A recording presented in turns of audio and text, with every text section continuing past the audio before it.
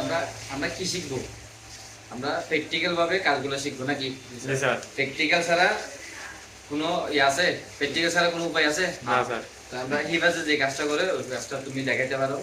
UFS এর কাজ, EMG কাজ, ঠিক আছে? তুমি কিসের কাজ করতেছো এটা?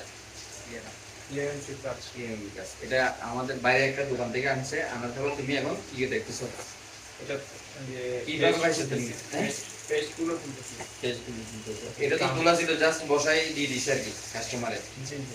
এটা মানে সম্পূর্ণ ওটা জাস্ট করে গাম দিয়ে হালকা উপরে পেজ দিয়ে পেজের উপর আমাকে বসাই দিছে।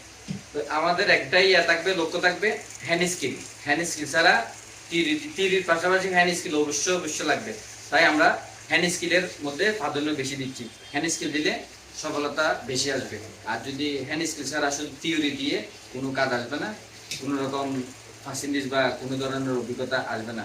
শিখতে হবে, জানতে হবে, থিওরিও লাগবে, কিন্তু মেন আমরা টার্গেট কোথায় আমাদের?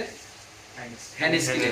তোমাদেরকে আমি বেশিরভাগ ক্লাস করাই কিভাবে? হ্যান্ড স্কিলে না এমনি হ্যান্ড স্কিল। তো হ্যান্ড স্কিল অবশ্যই দরকার।